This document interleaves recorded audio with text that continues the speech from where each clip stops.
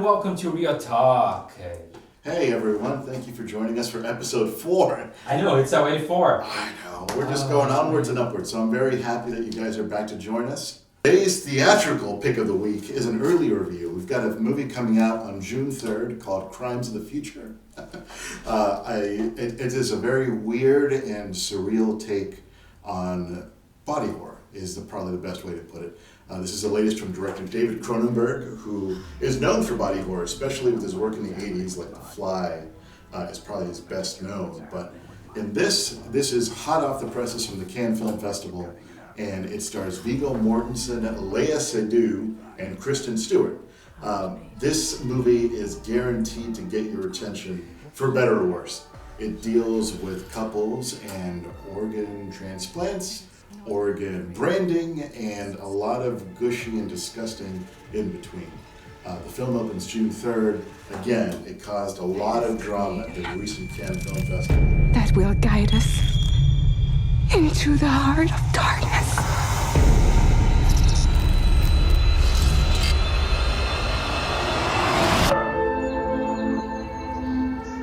With a lot of audiences seeing it and loving it, some seeing it and walking out. I am very much in the middle, but a lot more on the positive side than some of my colleagues. But You didn't walk away? I did not. No, I try not to. But this is definitely not for the squeamish. But if you're a fan of Cronenberg, if you are a fan of the body horror genre, Crimes of the Future is definitely something you need to check out. Crimes of the Future opens June 3rd, and put it on your radar. You know, it's one of those movies I think it should be premiered in October for Halloween or For something. Halloween, I know. Studios lately, because there's such a logjam of horror movies in October, they've been trying to space things out. Put the horror movies, in different places, like June or even August. The fact that there aren't a lot of horror movies, especially in the summer, might be a good thing for Crimes of the Future and capitalize on the people who are kind of like starving for that gender. Absolutely, something right up their alley. So Okay. this could easily be it. Well, another movie which is getting a lot of buzz on social media, it's Bros, which is a romance comedy, first big feature movie produced by a huge studio, which is Universal. Yes. I don't know if you saw the trailer. I saw the trailer. It looks great. I'm very excited for it. Yeah, me too. So one of the actors, Luke McFarlane, Yes. he was on Brothers and Sisters years ago, which was filmed in Pasadena, in LA. Oh, I see. So I hardly recognize the guy because he was he's a tall guy, but he was sort of skinny. Now he's really built up. When I saw the guy, I said, He's been "What, working is that out, the same thing?" Yeah, he's been working out. And he has been doing a couple other things too.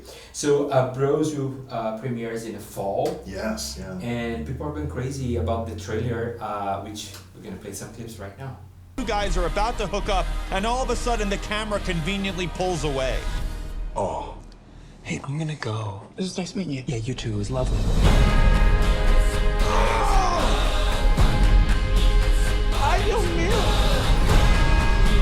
My whole life, I prided myself on being self-reliant.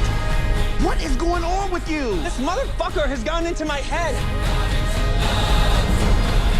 What are you into? One of these fucking ripped idiots with no opinions? No, I like someone who's physically very frail and won't stop talking. Maybe you're both bottoms and that's the problem.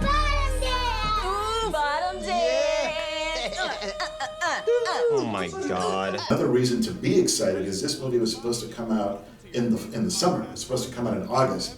Early screenings have been extremely positive, and because of that, Universal, the film studio, has pushed it to late September. That might be a little weird to some, but to me, it screams confidence in the film, because by pushing it from August to September, it's eligible for a lot of the fall film festivals, like Toronto, and Venice possibly, maybe even our own Mill Valley here at home.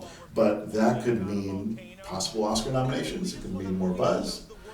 If the movie was bad, it would not be getting pushed to this particular date. So I'm excited. It could mean something, it could mean nothing, but I'm absolutely positive on the prospects of it. If it was bad, do you think the studio could cancel the movie too? No, they wouldn't cancel. Well, if because they it's cancel, a lot involved. sure, but I mean, the studio's way of canceling it would be to put it on streaming only, or to push it to maybe January.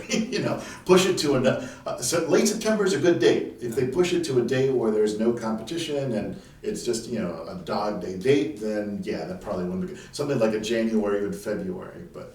No, late September works for me, and it probably will work for the movie too. So, all right, moving along, we've got our next pick, and for this show, we've got something special. Our streaming pick this week is the recently wrapped Atlanta Season 3 on Hulu. Now, if you're a fan of Atlanta, the show, you're going to love Atlanta Season 3. It's basically more of the same, but that's not a bad thing at all. If you're new to the show, if you've never seen the show, Atlanta is essentially... It follows a group of moguls and entrepreneurs navigating through daily routines. It could be something very minimal, as in just taking a walk down the street and getting into an argument with someone, snowballing into something greater. It could be something major, which could be dealing with topics of race, culture, etc. Donald Glover and his brother Stephen Glover have written and produced, and sometimes they even direct some of these episodes. Atlanta Season 3 is a tad below Seasons 1 and 2, but don't let that dissuade you. Season 3 is an amazing watch, and it just wrapped its third season on Hulu, but it will be back for its fourth season, most likely later this year, if not early 2023. I like when they already renew the next season. Yeah, it's a good sign. Well, the thing is, there was such a long break between Seasons 2 and 3 because of COVID, but Season 3... 10 great episodes, and Season 4 is confirmed. I believe it's even shot already, but it will be coming out hopefully later this year.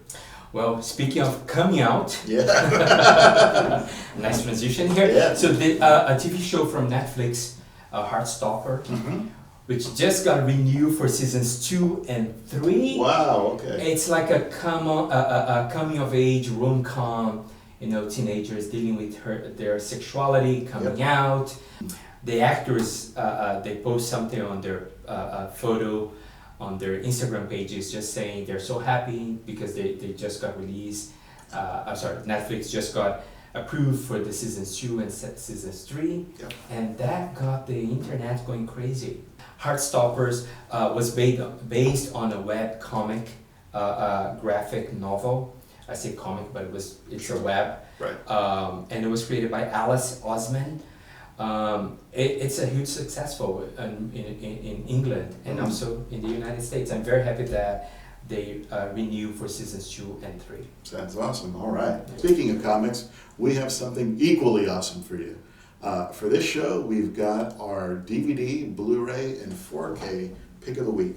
Now, speaking of comics, the latest release for home theaters is The Batman. Now, how many versions of the Batman do we actually need? Yeah. I know, there have been so many, going all the way back to the Adam West days. But this latest version, not too bad. And who's the actor? Who played? Robert Pattinson, Twilight Zone Robert Pattinson. Sorry, Robert, but, we still love you.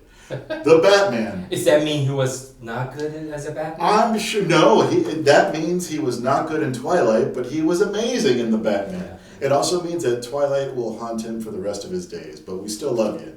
And you know what? I'm sure deep down he's okay with it, Well, that's what he made him. Yeah, yes, that's a silly way of saying absolutely. Yeah. That, Twilight will not, I shouldn't have said haunt him, but it will follow him for the rest of his days, for better or worse, Wherever he goes, someone's going to turn to him and be like, hey man, nice job. Or they'll make some kind of sparkling joke, whatever. But the point is, The Batman is his latest. The Batman is a really good movie. And you know what? The reason I like it so much is because of Pattinson. He makes a great Batman. And speaking of Twilight, this keeps proving that he's more than just a sparkling vampire. It proves that he's, pretty good actor. And he keeps challenging himself with not just these bigger films, but smaller films too. The Batman looks amazing on 4K disc. If we're able to see it through HBO Max, that's good, that's great. If that's the only way, great. But if you're able to get your hands on that 4K or even Blu-ray disc, the picture quality on that is amazing. Yeah. The film takes place mostly at night, so it's got a lot of really dark, inky blacks that look amazing on my 4K set. But as a whole, the movie itself, please check it out. If you're asking yourself, do we need another version of Batman? Yes, this version will do just fine. So. And it doesn't come with the extras. It does. You know, there's a whole disc full of extras. The 4K set has got one disc for the 4K, one disc for the Blu-ray, and one disc solely for extras. If you're into that kind of thing like I am, it tells you like how the movie was made, why it was made. It's got a lot of patents in it. Director Matt Reeves, who made these latest Planet of the Apes movies that are also really good. Oh yeah, absolutely. Well, you just need your popcorn, your Diet Coke. Yes, I and mean, you're ready Diet to go. Coke, and you're set to go then. Absolutely. Yeah, no. I think that's a wrap, right? Yeah, look at that. So another one in the books, show number 4. Thank you so much for coming back and seeing us for these picks. We love having you join us, and we love making these shows for you. But yeah, don't forget to like us, share, write your comments, suggestions of movies or TV shows.